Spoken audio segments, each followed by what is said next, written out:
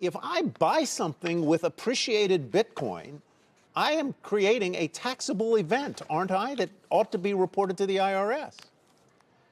Yes, Tyler, that's correct. Unfortunately, common sense and tax law don't always mingle together well. A lot of people think if I'm just purchasing a cup of coffee for some Bitcoin, I'm just spending $8. I don't need to report any gains or losses. But as current tax law has it, you do have to report that as either a short-term capital gain or long-term capital gain, depending on the crypto you held and how long you held it for. Of course, the 1 year mark we always talk about, if you hold it for 1 year or less, that's the short-term capital gain, which is taxed at your ordinary income tax rates. Or if you're holding it for long-term, it would be taxed at the favorable 20% rate. Let's say you'd bought your Bitcoin in different tranches.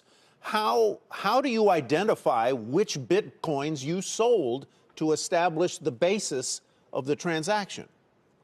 Yeah, this is the most common question I field is what accounting method do you use in tracking your purchases and sales of any crypto token?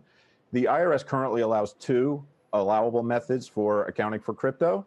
One, most business people have heard of is FIFO, first in, first out. And the IRS would consider that the default method. So if you're not doing anything or any record keeping, they're going to assume you're using FIFO. The first in that came into your crypto wallet is the first one out when you sell it. The other one you touched on, which could be more favorable to crypto holders, is the specific identification method. Similar to stocks, when you sell, you could, if your platform allows it, allow you to choose the lots you want to sell in a particular transaction or a purchase.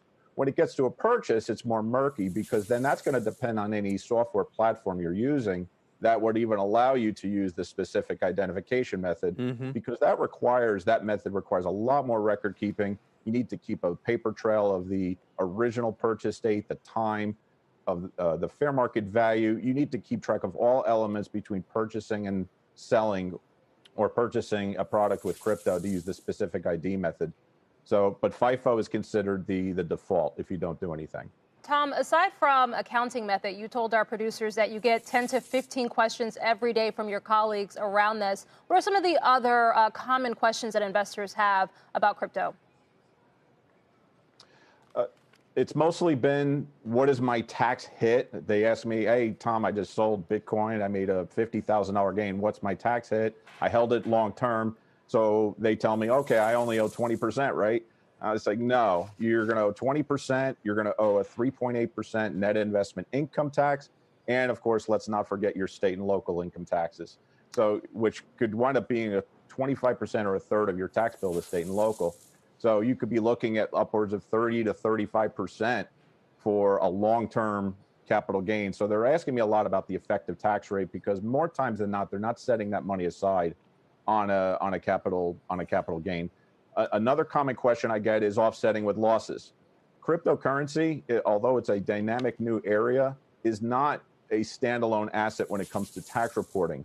Meaning the crypto assets gains and losses could be commingled with your regular equity or bonds gains and losses. So you could actually do some tax planning with your own crypto holdings and offset gains with losses in a particular tax year. So those are the two most common questions I usually get. Shepard Smith here. Thanks for watching CNBC on YouTube.